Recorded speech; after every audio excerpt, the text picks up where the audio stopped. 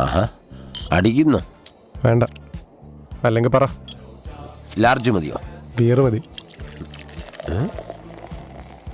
അവള് നിന്റെ തലയിലെങ്ങാനും പിണഞ്ഞോ? ഇന്നൊരു വല്ലാത്ത ദിവസമായിരുന്നു അപ്പേട്ട. അത് നിന്നെ കാണാതിരുന്നപ്പോ എനിക്ക് തോന്നി. വൈകുന്നേരം കോഫി ഷോപ്പിൽ വെച്ചൊരു അടിയുണ്ടായി. അടിയോ? നീയോ? മനഃപൂർവ്വമല്ല, ഞാനും നീതും കോഫി ഷോപ്പിലിരിക്കുകയായിരുന്നു. ആ പയ്യൻ ജിജോ, അങ്ങനെ എന്തുകൊണ്ട് അവൻ്റെ പേര്, അവൻ നീതുവിൻ്റെ ഫോട്ടോ എടുത്തു. അത് ചോദിച്ചതാ. അവൻ ഒരെണ്ണം കൊടുക്കേണ്ടി വന്നു. നിനക്ക് കിട്ടിയോ? പിന്നെ വിട്. കുഴിമറ്റത്തച്ഛൻ ഒരു ഗ്രൂപ്പ് വിസയുടെ കാര്യം പറഞ്ഞു. ചിലപ്പോൾ ശരിയാവും. ശരിയായ ഈ മാസം തന്നെ പോകേണ്ടി വരും മസ്കറ്റിലേക്ക്. എന്താ, നിനക്ക് മസ്കറ്റിൽ പോകാൻ താല്പര്യം ഇല്ലേ? അങ്ങനെയല്ല, പിന്നെ ഗ്രൂപ്പ് വിസയാ. കഴിഞ്ഞ തവണത്തെ പോക്കറിയാലോ, മൊത്തം കടവാ. പപ്പേട്ടനും തരാണ്ട്.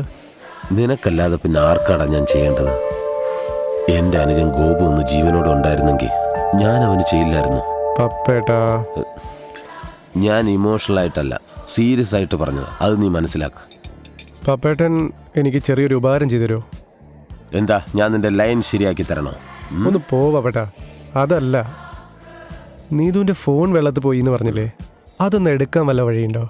എണ്ണിക്കോ, 24 മണിക്കൂറിനുള്ളിൽ ഞാനത് നിന്നെ ഏൽപ്പിക്കും. അതവിടെ കിടപ്പുണ്ടെങ്കിൽ. ഹായ് സന്തു.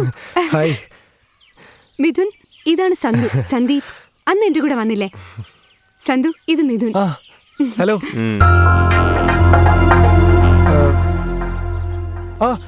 നിതു, പിന്നെ ആ വെള്ളത്തിൽ പോയ മൊബൈൽ ഫോൺ കിട്ടി.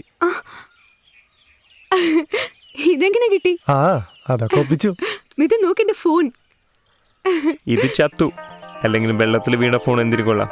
യൂസ്ലെസ് ചങ്ക്.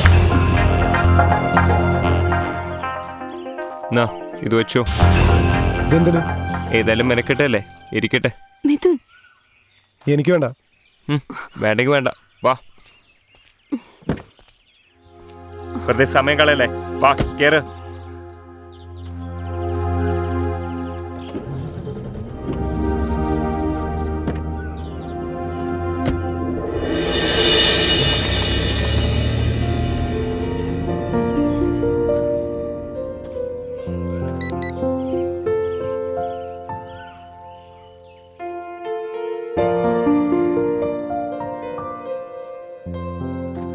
ആർക്കാണ് ഇത്ര ധൃതിയിൽ SMS അയക്കുന്നത്? സന്തുവിന്. സോറി പറഞ്ഞതാ. അതെന്തിനാ? അവൻ ഇൻസൾട്ടഡ് ആയതുകൊണ്ട്. ഇത്ര നിസ്സാര കാര്യത്തിന് ഇൻസൾട്ടഡ് ആകുമെങ്കിൽ ആകട്ടെ, പോവാൻ പറ. ഇങ്ങനെ ആവശ്യമില്ലാത്ത കാര്യങ്ങൾ പറഞ്ഞിട്ട് why are we spoiling our evening? വാ, ഈ മൊബൈൽ ഒന്ന് നോക്കിയേ. വെള്ളത്തിൽ വീണല്ലേ? ഇത് വെള്ളത്തിൽ വീണ പോക്ക. അപ്പൊ ശരിയാവില്ലേ എന്ന് കമ്പനിക്കാർ വരെ പറയും. പക്ഷെ ഇവൻ പറയില്ല. ഇവനുണ്ടല്ലോ മൊബൈൽ നന്നാക്കാൻ അത്ര എക്സ്പെർട്ടാ. ഞാൻ നോക്കി വെക്കാം. ശരിയാവോ?